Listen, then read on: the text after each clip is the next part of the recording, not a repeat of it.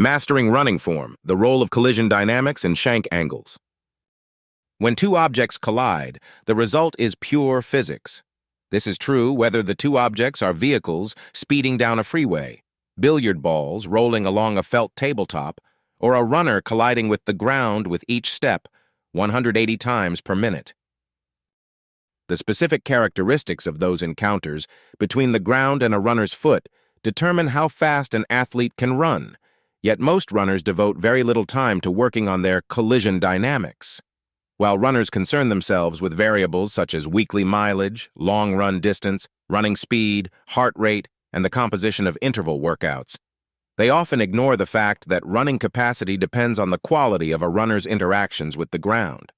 The outcome of any collision depends on the angles with which objects strike each other. People know this is true when they play billiards, but disregard the principle when they run. They are usually not concerned at all about the angles their legs and feet make with respect to the ground at impact, even though some angles are strongly linked to the highest production of propulsive force and the lowest risk of injury, while other angles produce excessive braking forces and increase the chances of getting hurt. By running the way they've always run and believing their naturally adopted gait is best, most runners don't stress over the exact point of impact with the ground, whether they are hitting the ground with the heel, midfoot, or forefoot, even though choosing the wrong impact area is linked with both higher braking forces and the transfer of injury, producing force at greater rates through the legs. And few runners consider the stiffness of their legs at impact, yet stiffness has a significant effect on collision force patterns. For example, the firmer the ground, the greater the force that is transferred back to the runner's leg after impact. The stiffer the leg, the greater the force that is pushed into the ground to provide propulsion. With respect to collision angles of the leg and foot, points of impact with the ground, and leg stiffness, an individual runner's collisions with the ground are predictable and repeatable. And since no runner, not even Usain Bolt, can move with the speed of light, Newton's laws of motion apply to the outcomes of the collisions, regardless of the athlete's training volume, heart rate, or aerobic capacity. Newton's third law is especially important from the standpoint of collision forces and running speed. It tells us that if a runner's foot hits the ground while the leg is relatively straight and the foot is in front of the body, that foot will push down and forward on the ground, and the ground will push up and back on the athlete's leg and body. As Newton said, for every action, there is an equal and opposite reaction. And the opposite reaction in this case is exactly what the runner does not want, since the forces are directed in opposition to his desired path of movement. In other words, the runner wants to move forward, but his collision with the ground is directing him upward and backward. When a runner hits the ground with the wrong leg angle, Newton's laws suggest that the resulting forces must be non-optimal and that the runner can never achieve his best possible running speeds. Therefore, it is imperative for the runner to learn to use the correct collision angle. This is an essential element of good form. The critical angle of impact is called Shank Angle and is determined by the angle the shank makes with the ground at initial impact. Shank angle is measured at the exact moment the foot makes first contact with the running surface. To determine shank angle, a line is drawn from the center of the knee, parallel with the shank, directly to the ground. Another line is then drawn straight forward along the ground from the point at which the line parallel with the shank touches the ground. Then 90 degrees are subtracted from this angle to reveal the actual shank angle, which is therefore the angle between the shank and a line perpendicular with the ground at the point of impact. Figure 3.1. When a runner strikes the ground with her heel well in front of her body, the initial impact, and thus propulsive forces, are directed upward and backward, away from the direction of movement desired by the runner. For example, let's say that the angle between the ground and the shank at first impact is 100 degrees, figure 3.2. The actual shank angle is 100 minus 90 equals 10 degrees.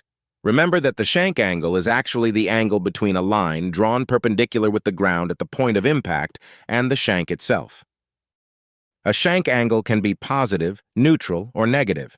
If the shin is inclined forward from the knee when the foot makes contact with the ground, the shank angle is positive. Figure 3.3. If the shank is perfectly perpendicular with the ground when the foot hits the ground, the shank angle is neutral, or 0 degrees, figure 3.4. If the shank is inclined backward from the knee at the time of impact, the shank angle is negative by definition. In this situation, the total angle between the ground and the shank is going to be less than 90 degrees.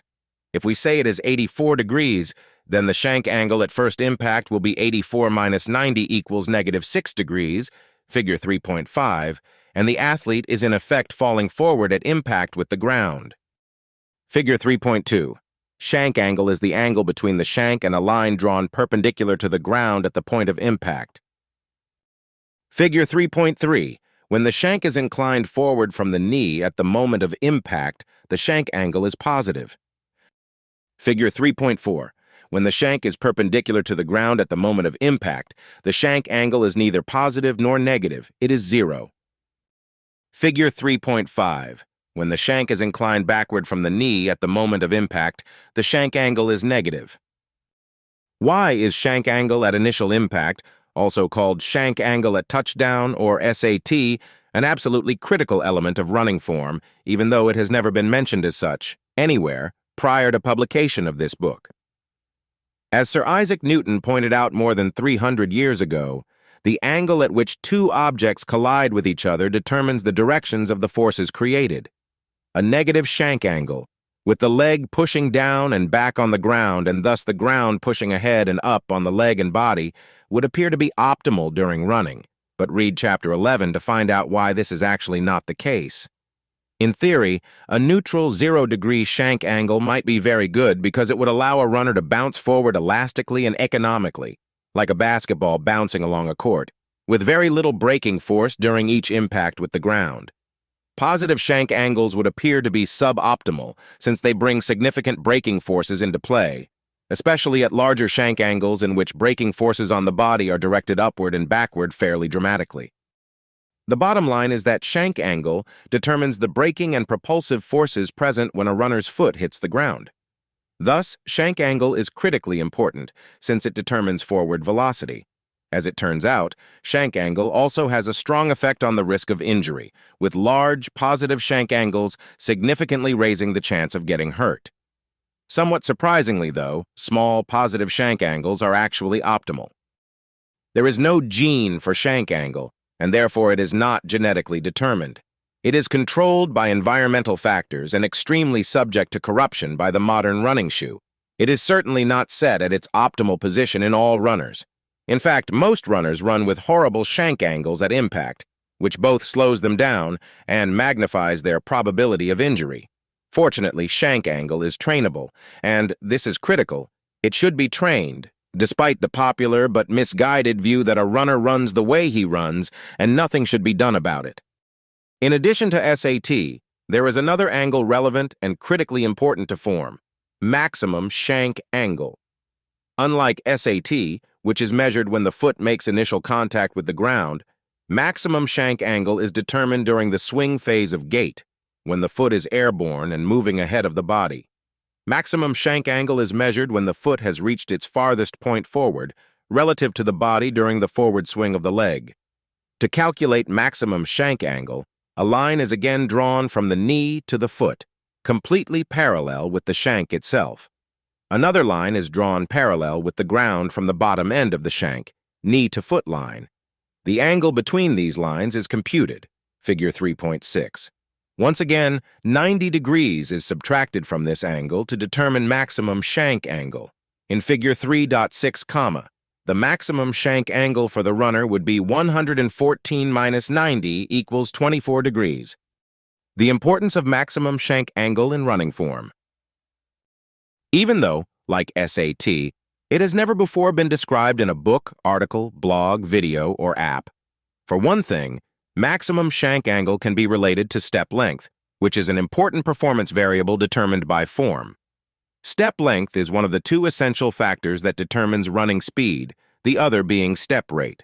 The equation for this is simply running speed equals step rate, steps per second, multiplied by step length, in meters. For example, a runner moving along with a step rate of 3 steps per second and a step length, distance between steps, of 2 meters per step would be running at a speed of 6 meters per second, or a tempo of 400 divided by 6 equals 66.7 seconds per 400 meters. Maximal running speed, a strong predictor of distance running performance, and of course sprint performance too, is the optimal combination of step rate and step length, and step length can be strongly associated with maximum shank angle. As an aside, this association can occur for two different reasons.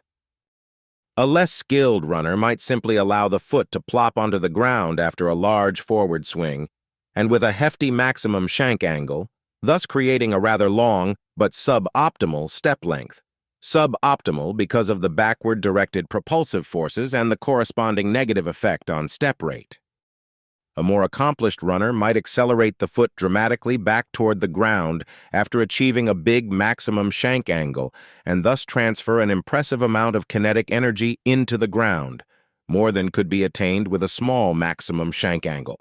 This causes the body to fly forward farther and correspondingly creates a relatively long step length. Maximum shank angle is very important for another reason. It has a direct impact on another critically important variable called reversal of swing, ROS, or the difference between maximum shank angle, MSA, and shank angle at touchdown, SAT. For example, if a runner has an MSA of 15 degrees and an SAT of 3 degrees, by definition, his ROS is then 15 minus 3 equals 12 degrees. Refer back to figure 2.8a and b. In other words, the runner has swept his foot back 12 degrees from the maximum position prior to collision with the ground. He has reversed maximal swing by 12 degrees. ROS is another essential element of form. Picture a runner's foot, either the right or left, as it moves through the entire gait cycle, from toe-off through airborne swing, then back to the ground via ROS, and then through the stance phase of gait with a return to toe-off. What would a diagram of the foot's pattern of movement look like? If you answered a rectangle, it is a good thing that you purchased this book, as your concept of running form needs some updating. If you answered an oval, you are getting closer and deserve at least a C on your running form exam. But in fact, as famed German running coach Winfried von Stein has pointed out, the actual trajectory of the foot is shaped like a kidney bean, figure 3.7. As shown in figure 3.7, after toe-off, the foot moves backward and upward, then starts forward and takes a little downward dip, producing the concavity on the top side of the kidney bean. It then moves upward and forward until it reaches its farthest distance ahead of the body, at which point maximum shank angle, MSA, is measured. From the point of maximum shank angle, the foot then starts back toward the body and downward toward the ground before making impact with terra firma at SAT. The movement of the shank and foot from the most forward point to initial ground contact is the ROS, and the subsequent phase of gait is sometimes referred to as the clawing or pawing action of the foot on the ground. The foot remains on the ground, the stance phase of gait, as the body passes overhead before once again toeing off and moving upward and backward. The overall pathway of the foot traces the shape of a kidney bean in almost every runner. As von Stein has pointed out, this has some implications for proper pelvic position during running. For example, if the bottom of the pelvis is tilted backward, and thus the top of the pelvis is tipped forward, the foot's acrobatics change, and the kidney bean can spoil and become rotten. Figure 3.8, and also see figure 1.1b. Specifically, the ability of the foot to move forward is crippled when the top of the pelvis tips forward, as this decreases MSA, ROS, and almost certainly running velocity. The capacity of the foot to move backward is enhanced when the bottom of the pelvis is back, but this produces no positive gain in running speed. In effect, it reduces the magnitude of vertical propulsive forces, which, as we will see in subsequent chapters, are so critical for speed. In contrast, if the pelvis is aligned vertically, with no significant forward or rearward tilt, maximum shank angle is not harmed, and stride length and ROS are not impaired, figure 3.9. As mentioned, the movement downward and backward of the foot to the ground, starting from the point at which the foot has reached its farthest point ahead of the body, is called sweep or reversal of swing, ROS. The foot hits the ground at the end of ROS, And that is when Newtonian kinetic energy must be considered if a runner wants to move along with optimal form and speed. Though Sir Isaac was not much of a marathoner or cross-country runner, he rightly pointed out that the kinetic energy of an object is the energy the object possesses as a result of its movement. We can apply this to running. In this case, the object that is moving is obviously the runner's leg and foot.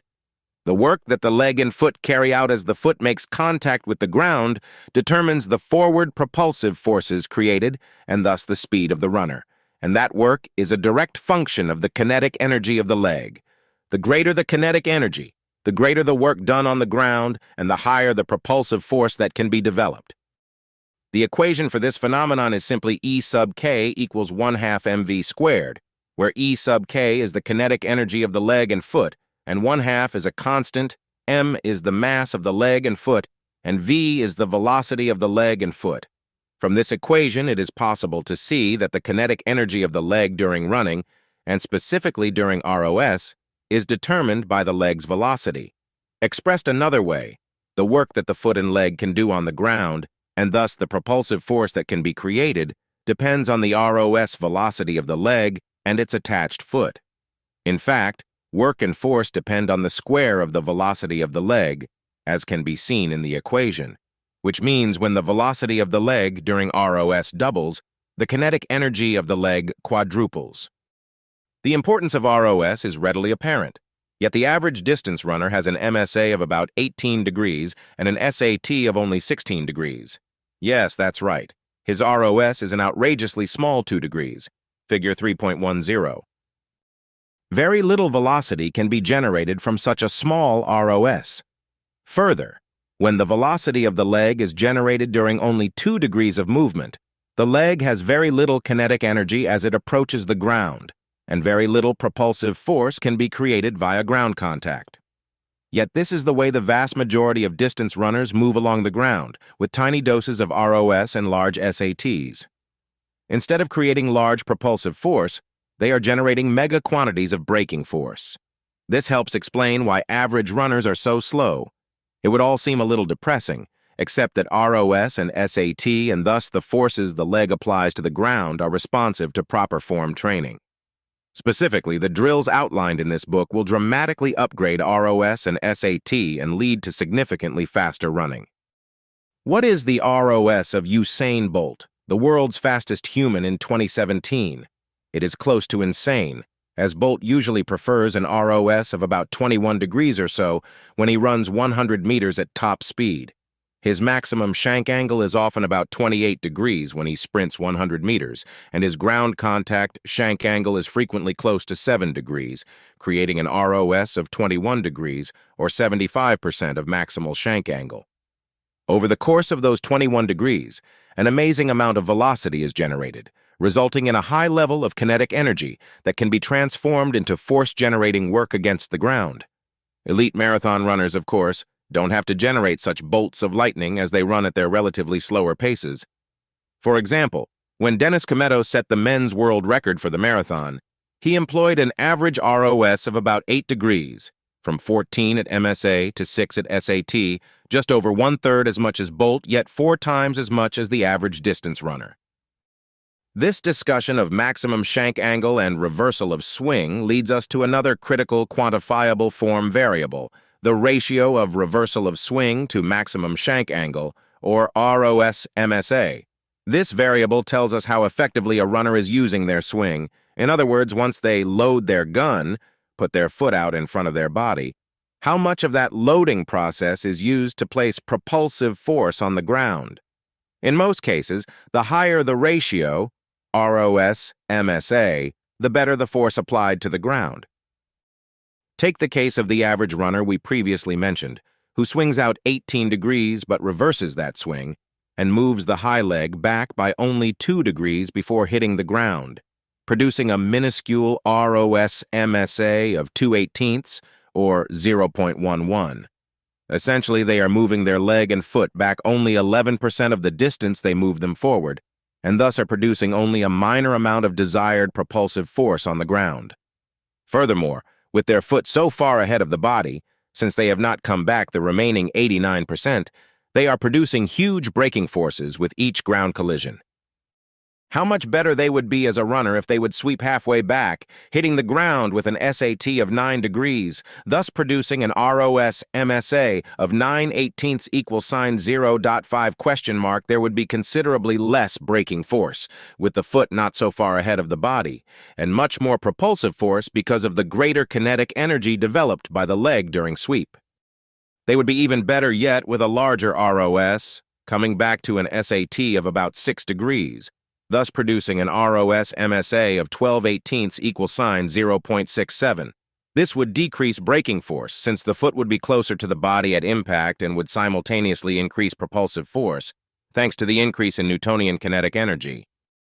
You might think that a full sweep back to an SAT of 0 degrees would be optimal, since it would minimize braking force. That is logical.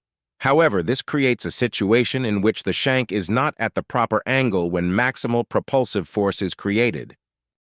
In fact, research carried out by noted running form expert Walt Reynolds suggests that the optimal ROS MSA, from the standpoint of creating the highest running speeds, is approximately 0.7 to 0.75. In other words, after you swing out with your foot, you should sweep back and reverse the swing by about 75% of the swing distance before making contact with the ground. A ratio lower than 0.75 expands braking forces and decreases forward propulsive forces. A higher ratio tends to decrease forward propulsive forces as well, optimizing running form, foot strike, cadence, and posture. The way the foot itself strikes the ground is yet another essential component of form. In a forefoot strike, the initial contact of the foot with the ground is toward the front portion of the shoe, with no heel contact at initial foot strike. A midfoot strike is one in which roughly the middle region of the shoe makes first contact with the ground, with the heel contacting the ground shortly thereafter. A heel strike, also known as rear foot strike, is one in which the first contact of the shoe with the ground is made in the heel area. Foot strike pattern is an important element of form, because it affects the duration of the stance phase of gait, and thus another important form variable, cadence, or the number of steps taken per minute, which is one version of step rate. Foot strike pattern also shapes the velocity and magnitude of impact forces that travel up the leg after the foot collides with the ground. Heel striking does not fare well from the standpoints of stance duration and the loading rate of force, the rate at which force on the leg increases after impact. Heel striking tends to expand the duration of stance by about 1/100th of a second, compared with midfoot or forefoot striking. While this might seem small, those hundredths of seconds, which are unnecessarily wasted on the ground, add up over time.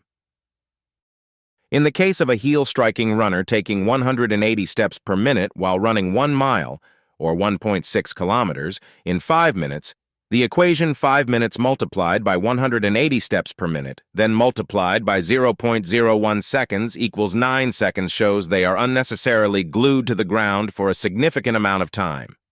In other words, they have the potential to reduce their time from 5 minutes to 4 minutes 51 seconds simply by changing from heel to midfoot striking. If they are running the half marathon, the gains would be even greater. 13.1 miles multiplied by 9 seconds per mile equals 117.9 seconds lost on the ground because of heel striking, which can potentially be retrieved by shifting to midfoot striking. An improvement in time of 1 minute 57 seconds could be achieved, which would be a huge gain for a near-elite male competitor, in this case from 65 minutes 30 seconds to 63 minutes 33 seconds. Of course, the gains for a non-elite runner could be even greater. Take the case of a half-marathon runner moving along at 8 minutes per mile with a cadence of 180 steps per minute and a heel strike pattern. The equation 8 multiplied by 180, then multiplied by 0.01 seconds, equals 14.4 seconds per mile shows they are spending an excessive amount of time on the ground per mile. Per the equation, 13.1 multiplied by 14.4 equals 188.6 seconds. They are 3 minutes and 8 seconds slower than they could be if they were using midfoot striking. A beginning runner moving along at a relatively slow speed spends about 70% of their time on the ground while running and 30% of his time flying forward, whereas the fastest humans spend only 39% of their time on the ground with 61% of their time in flight. Shifting from heel striking to midfoot striking can help the average runner make the transition to more flight time with less stance time and attain higher training speeds, greater overall fitness, and faster competitive running velocities. Compared to midfoot striking, heel striking also has a dramatic effect on the way impact forces are experienced by the foot, leg, hips, and spine. Specifically, heel striking creates a greater impact transient, meaning impact force travels up the leg more quickly with a heel strike pattern, compared with midfoot striking. In fact, heel striking creates a quick spike of impact force that hammers the leg, compared with the less traumatic and more even distribution of force associated with midfoot striking. See Figure 2.3 in Chapter 2. The loftier impact transient associated with heel striking creates a greater risk of injury, compared with midfoot striking. Fortunately, like SAT, MSA, and ROS, foot strike pattern is highly trainable. This is especially fortunate, since approximately 95% of distance runners are confirmed heel strikers. Another term, foot angle at touchdown, FAT, describes what the foot is doing at initial impact with the ground. Figure 3.11, FAT is simply the angle the foot makes at initial impact with the ground. Cadence and lean. As mentioned previously, cadence, or step rate, is simply the number of steps taken per minute during running. Cadence is fundamentally important for running performance because it is one of the two variables that determines running speed, the other being step length. During quality workouts and competitions, elite runners always move along with a cadence of at least 180 steps per minute. This suggests that it is a kind of threshold for cadence, which should be strived for by runners hoping to improve their training and competitive speeds. A higher cadence generally means that a runner is spending less time on the ground per step, and thus has the potential to achieve greater relative flight times and distances and higher running speeds. Cadence is linked with other form variables. For example, midfoot strikers tend to have a naturally higher cadence compared with heel strikers. In fact, if you require a runner to move along with a higher cadence than usual, they will almost always automatically shift toward a midfoot strike pattern if they are normally a heel striker. Runners who slightly lean forward from the ankles during the stance phase of gait also tend to have a higher cadence, Figure 3.12, compared with upright runners and those who lean backward while attempting to run. If the runner is leaning forward, the lean is positive. If they are completely upright and perpendicular to the ground, the lean is neutral. If they are leaning backward, the lean is negative. Slight forward lean is preferred because it is believed that, in conformity with Newton's laws of motion, propulsive force applied to the ground travels through the body in the direction of the body, and it is better that the force be applied upward and forward rather than straight upward or upward and backward. Excessive forward lean could, of course, reduce step length. It is believed that a forward lean of about 5% is close to optimal. Figure 3.12. Lean is simply the angle made by the body with respect to a line drawn perpendicular to the ground at the heel during stance. As Walt Reynolds has pointed out, running posture is composed of three key elements: arm action and placement, trunk rotation, and the relative positions of the head, neck, and trunk. Among a group of 1,000 runners, the arms are held and moved in 1,000 different ways. However, certain arm habits negatively impact running performance. There is a most economical way to use the arms during gait. For example, winginess, or holding the arms out to the sides, is not helpful, since it forces the runner to expend energy keeping the arms laterally suspended. It is important for distance runners to note that their VO2 max, maximal aerobic capacity, is not an infinite variable. It makes little sense to use up a significant fraction of that VO2 max during running as a result of arm action. The most economical pattern of movement of the arms can be recommended without trepidation, especially since the modern runner realizes that the arms do not provide propulsive force. An economical pattern involves a simple, straight-ahead swinging action of the arms from the shoulders with the hands beside the hips at the end of the arm backswing and the elbows beside the hips at the end of the forward swing of the arms. Furthermore, since long levers are more costly to move back and forth than short levers, and since the arms are indeed levers, it would appear optimal to shorten the levers by initiating 90-degree angles at the elbows and then moving the hands roughly halfway to the shoulders during running, figures 3.13 and 3.14.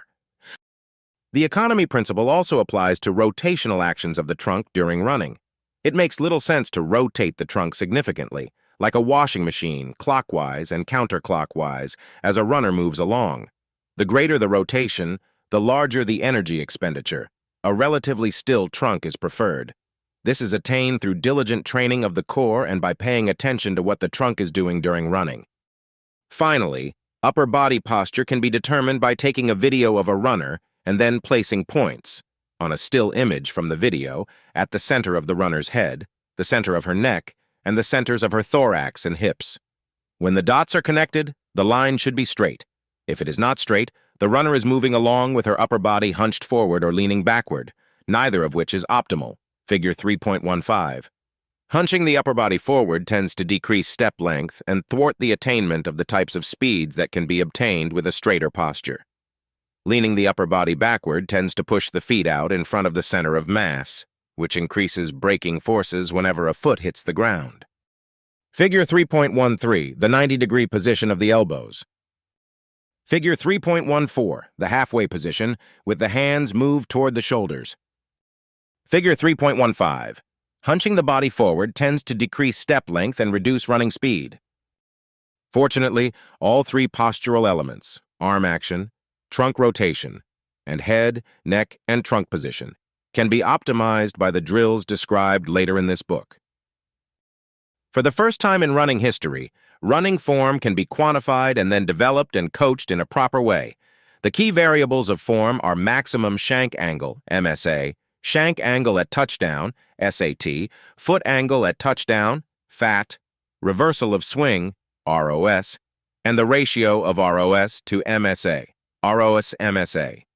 These essential variables can be measured easily by runners and coaches and then improved steadily over time to produce optimal running form.